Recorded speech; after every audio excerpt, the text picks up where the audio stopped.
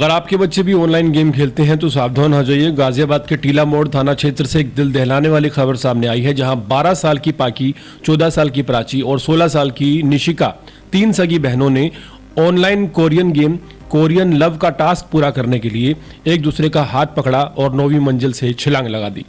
ये दर्दनाक और दिल दहलाने वाला मामला दिल्ली से सटे गाजियाबाद का है, जहां 9th फ्लोर पर रह रहे एक परिवार को लेकर रात 2:15 पर रोंगटे खड़े कर देने वाली खबर सामने आई है। शुरुआती जानकारी के मुताबिक लड़कियों के पिता चेतन कुमार उस वक्त घर में मौजूद नहीं थे और 2 से 3 महिलाएं और 3 सगी बहनें वहां पर थी। पुलिस को मौके से एक नोट भी बरामद हुआ है, जिस पर सॉरी मम्मी पापा लिखा हुआ है। ऑनलाइन गेम अब सिर्फ खेल नहीं रह गया। कई गेम बच्चों को टास्क, चैलेंज और लेवल के नाम पर मानसिक रूप से इस कदर जकड़ लेते हैं कि वो सही गलत का फर्क भूल जाते हैं। खासकर कम उम्र के बच्चे जिनकी सोच और समझ अभी पूरी तरह विकसित भी नहीं हुई, ऐसे गेम्स के प्रभाव में जल्दी आ जाते हैं। गेम्स में मिलने वाले वर्चुअल इनाम, डर और भावनात्मक ब्लैकमेलिंग और रहस्यमय निर्देश बच्चों के दिमाग पर एक गहरा असर डाल रहे हैं। धीरे धीरे बच्चे गेम को ही अपनी असली दुनिया मानने लगते हैं और माता पिता से कटने लगते हैं। इस पूरी तस्वीर में सबसे बड़ा सवाल यह है कि माँ बाप की भूमिका कहाँ थी। आज की भागदौड़ भरी जिंदगी में माता पिता खुद अपने काम और जिम्मेदारियों में इतने उलझे रहते हैं कि बच्चों को ऑनलाइन गतिविधियों पर ध्यान देना अक्सर छूट जाता है। कई बार ये सोचकर बच्चों को मोबाइल थमा दिया जाता है कि बच्चा घर में शांत रहेगा, किसी को परेशान नहीं करेगा, लेकिन ये शांति आने वाले समय में एक बड़े खतरे की वजह बन सकती है। माता पिता ये जानने की कोशिश ही नहीं करते कि बच्चा मोबाइल पर क्या देख रहा है, किससे बात कर रहा है, किस तरह के गेम्स खेल रहा है, क्या वो ऑनलाइन गेम्स खतरनाक तो नहीं है। बच्चों द्वारा मोबाइल का जरूरत से ज्यादा इस्तेमाल एक बड़ी समस्या बन चुका है।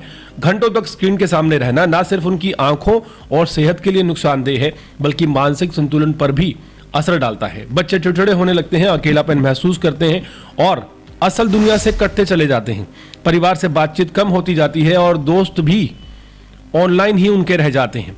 ऐसे माहौल में अगर गेम या ऑनलाइन ग्रुप उन्हें खास महसूस कराता है तो वो उसी के पीछे आंख बंद करके चल देते हैं।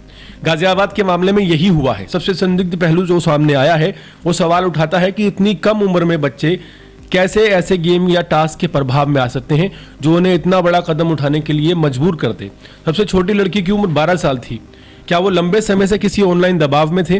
क्या उन्हें किसी तरह का डर दिखाया जाएगा या फिर भावनात्मक रूप से उकसाया गया? क्या परिवार और आसपास के लोगों ने बच्चों के व्यवहार में आए बदलावों को लगातार नजरअंदाज किया? ये एक बड़ा सवाल है। 3 बहनें, सोचिए। ये सारे सवालों का जांच का हिस्सा है, लेकिन समाज के लिए आत्ममंथन का विषय है।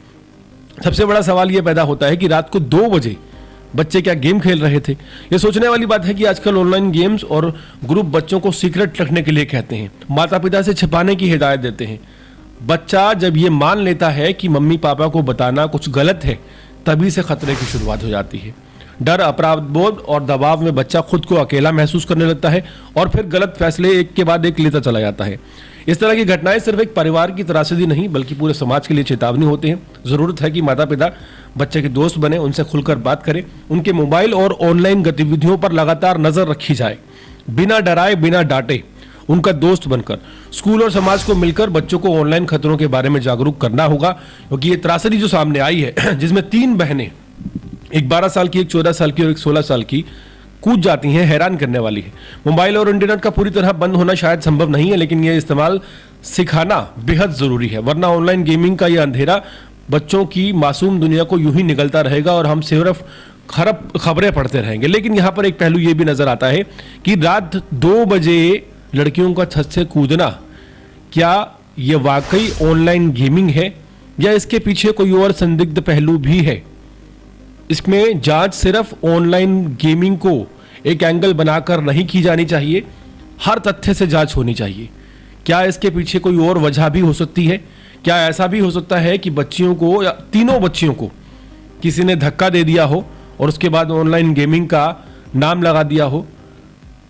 उम्मीद है कि पुलिस डिजिटल एविडेंस और तथ्यों को जांचते हुए पूरा जो सच है वो मीडिया के सामने रखेगी।